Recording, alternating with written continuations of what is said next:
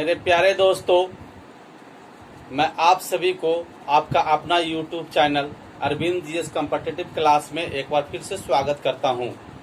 जैसा कि आप जानते हैं कि मैं प्रतियोगी परीक्षा को लेकर के बहुत ही महत्वपूर्ण टॉपिक पे वीडियो लाते रहता हूं। उसी की कड़ी में आज का वीडियो अरावली पर्वत श्रेणी पर है। जैसा कि आप बोर्ड में देख रहे होंगे कि अरावली पर्वत श्रेणी के बारे में ये नोट्स लिखा हुआ है। तो सबसे पहले ये जानिए कि अरावली पर्वत है किधर, कहाँ है, भारत में कहाँ स्थित है, इसके बारे में पहले जान जाएंगे। ओके, तो दोस्तों मैं जब पर्वतों का स्टार्टिंग शुरुआत से वीडियो जब बना रहा था तो पहला वीडियो जब पर्वत का होगा जिसमें पर्वत का डिफिनेशन दिया था, पर्वत भारत में पर्वत का इंट्रोडक्शन था, उसमें मैंने बताया था कि पर्वतों को दो भागों में बांटा जाता है। भारत के जितने भी पर्वत है उनको दो भागों में बांटा जाता है, एक उत्तर भारत के पर्वत, एक दक्षिण भारत के पर्वत। उत्तर भारत के पर्वत में हिमालय रीजन, काराकोरम पर्वत श्रेणी ये सब आते हैं। अगर दक्षिण भारत के पर्वत की बात करेंगे तो दक्षिण भारत के पर्वत में अरावली पर्वत, विंध्याचल पर्वत, सतपुड़ा पर्वत, पूर्वी घाट पर्वत, पश्चिमी घाट पर्वत ये सब आते हैं। जैसे देखिए दक्षिण, इसका मतलब ये अरावली पर्वत श्रेणी है जो दक्षिण भारत के पर्वत श्रेणी के अंतर्गत आते हैं। तो देखिए दक्षिण भारत के पर्वत अगर हम देखें तो कहाँ कहाँ विस्तार है इसके बारे में पहले देख लीजिए। देखिए अगर हम भारत के दक्षिणी पार्ट को बनाते हैं मैप पे, देखिए ये भारत के दक्षिणी पार्ट है। ये दक्षिणी पार्ट में ये जो है दक्षिण पार्ट जो है भारत के दक्षिणी पार्ट, इसको प्रायद्वीपीय भारत कहा जाता है। ये प्रायद्वीपीय भारत के अंतर्गत ही आता है अरावली पर्वत।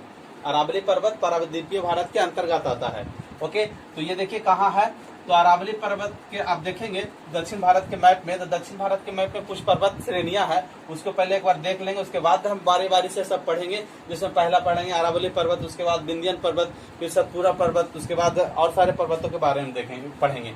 तो देख लेते हैं पर्वत कहाँ कहाँ है। देखिए एक पर्वत श्रेणी आपको यहाँ ये गुजरात से लेकर के ये दिल्ली तक के है। ओके, यही पर्वत श्रेणी अरावली पर्वत है। उसके नीचे और आएंगे तो आपके मध्य प्रदेश से लेकर के एक पर्वत श्रेणी झारखंड तक के विस्तृत है। ओके, ये अरावली पर्वत हो गया, अरावली। ओके, उसके बाद ये हो गया विंध्याचल पर्वत, विंध्याचल पर्वत। उससे नीचे जाएंगे तो ये भी इसी के समानांतर है। ये एक पर्वत जिसका नाम है सतपुड़ा पर्वत। ओके, और बाकी जो एक पर्वत है जो भारत के पश्चिमी साइड में पश्चिमी किनारा पर अरब सागर के समानांतर एक पर्वत है, इस तरह से, जो पश्चिमी घाट पर्वत कहलाता है। पश्चिमी घाट पर्वत के नाम से जाना जाता है। ओके, और ये पूर्वी घाट पर्वत अरब बंगाल के खाड़ी के समानांतर एक पर्वत चलता है जो भारत के पूरब में हो गया, इसलिए इसको पूर्वी घाट पर्वत कहते हैं। पूर्वी घाट पर्वत। ओके, ये पूर्वी घाट पर्वत और पश्चिमी घाट पर्वत मिलता है कहाँ, अरावली ये मिलता है कहाँ, ये मिलता है जहाँ मिलता है उसको नीलगिरी घाट कहा जाता है। ये नीलगिरी घाट जो है ये जहाँ मिलता है उसको नीलगिरी घाट कहते हैं, नीलगिरी घाट।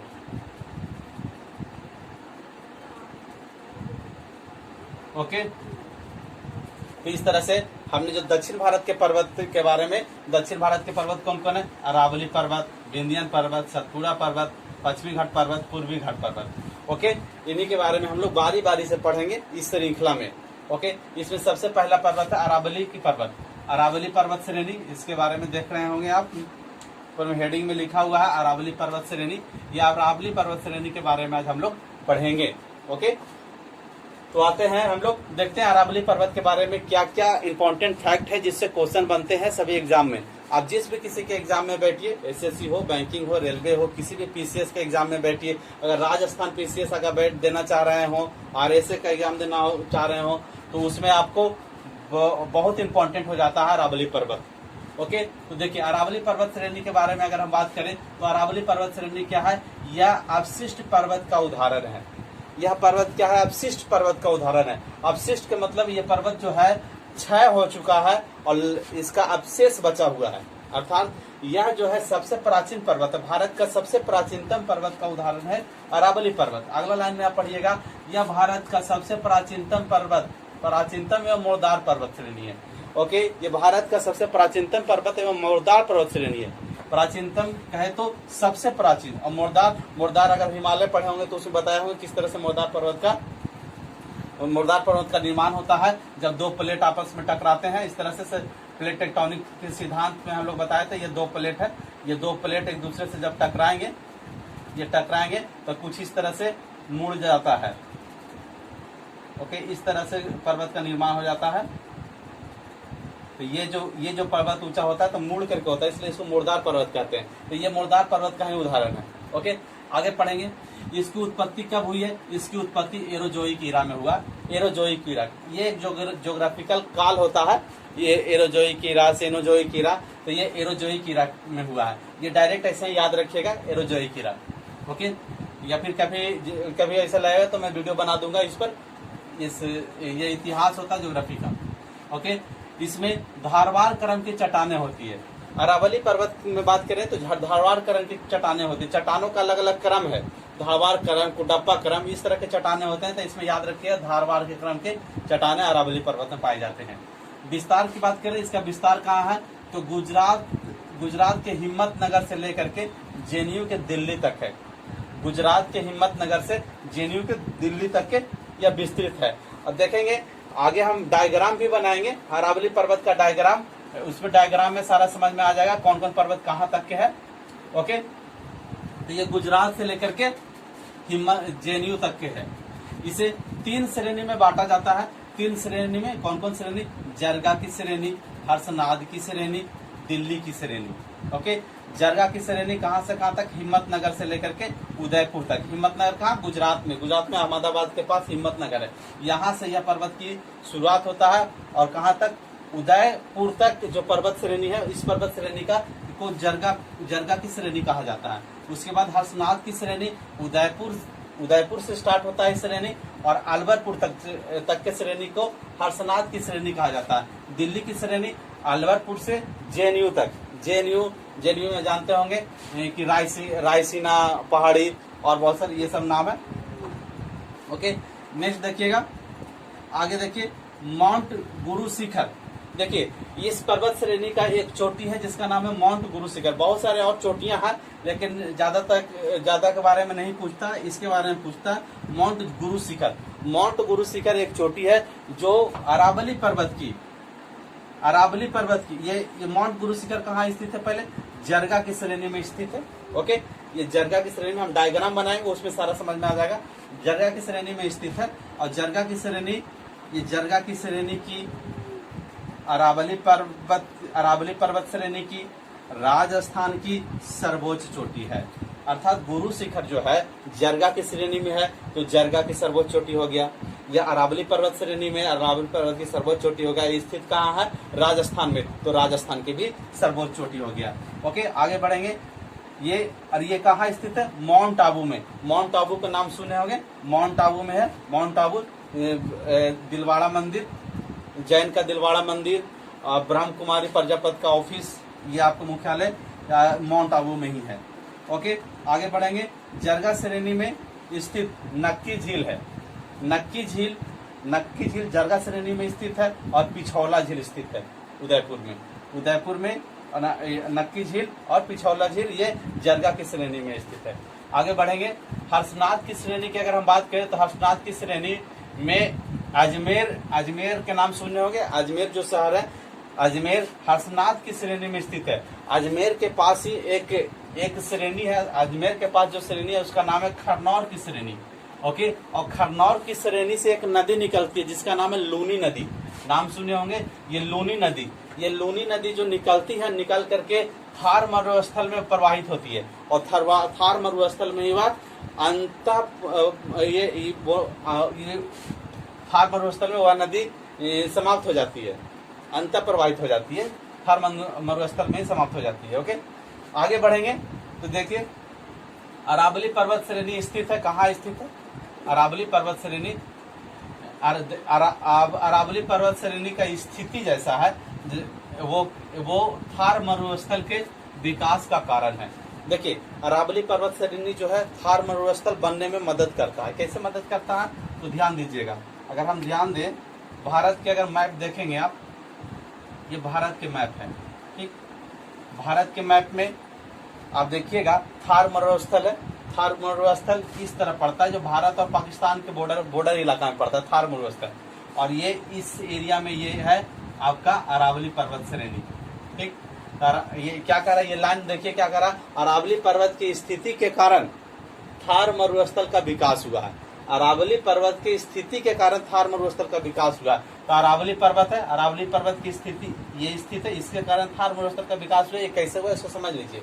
देखिए यहाँ से जब मानसून आता है भारत में, मानसून, तो मानसून जो है ये हो गया अरब सागर। अरब सागर से मानसून एंट्री करता है भारत में।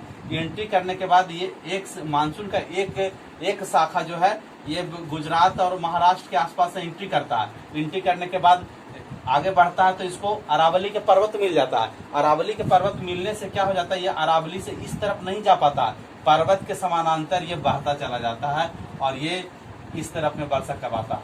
ओके, इस तरफ में वर्षा करवाता है। और अरावली अगर नहीं होता तो ये जो शाखा निकला अरावली शाखा, ये इस तरफ भी जा सकता था। ओके, इसलिए कहा जाता है कि अरावली पर्वत का जो स्थिति है, जिसके कारण मरुस्थल में वर्षा नहीं होता है, अर्थात मानसूनी पवन मरुस्थल नहीं, थार मरुस्थल में नहीं जा पाते हैं, तो थार मरुस्थल में वर्षा नहीं होता। और जब थार मरुस्थल में वर्षा नहीं होता है तो क्या हो जाता है, एक मरुस्थल का विकास हो जाता है।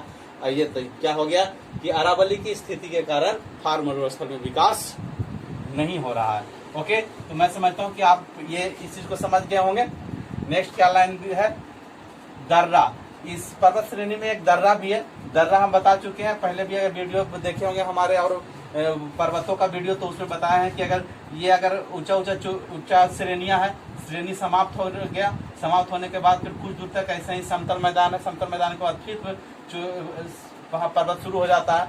ओके, तो ये पर्वत ये जो हुआ गैपिंग बीच में हुआ, इसी गैपिंग को दर्रा कहा जाता है ना। इसी से होकर के इस तरफ के लोग इस तरफ आते हैं, इस तरफ के लोग इस तरफ आते हैं। ओके, तो ये एक दर्रा है, जो कौन सा दर्रा का क्या नाम है, पिपली घाट दर्रा। ये पिपली घाट दर्रा किस श्रेणी में है, तो जरगा श्रेणी में स्थित है, अर्थात राजस्थान में स्थित है। ठीक है, तो हमने देखा। अब हम देखते हैं डायग्राम बनाते हैं। डायग्राम पे हम लोग देखेंगे किस तरह से कहाँ स्थित है और कौन कौन सा श्रेणी कहाँ पे स्थित है। ओके,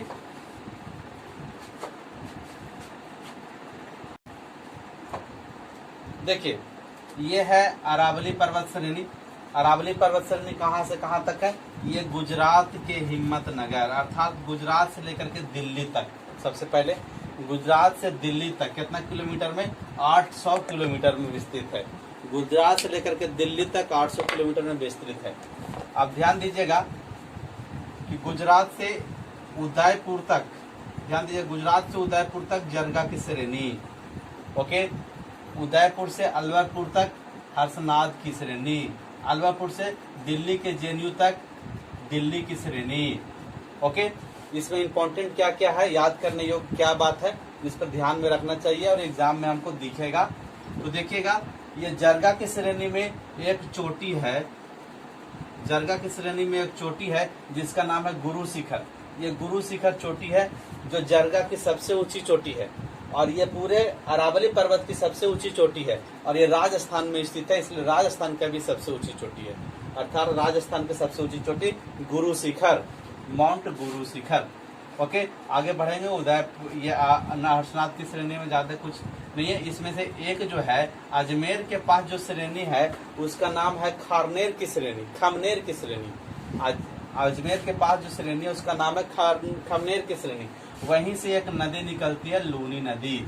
ये लूनी नदी ये थार मरुस्थल में बहती है। थार मरुस्थल में सबसे बड़ी नदी लूनी नदी, और ये थार मरुस्थल में बहते हुए अंतः प्रवाहित नदी है।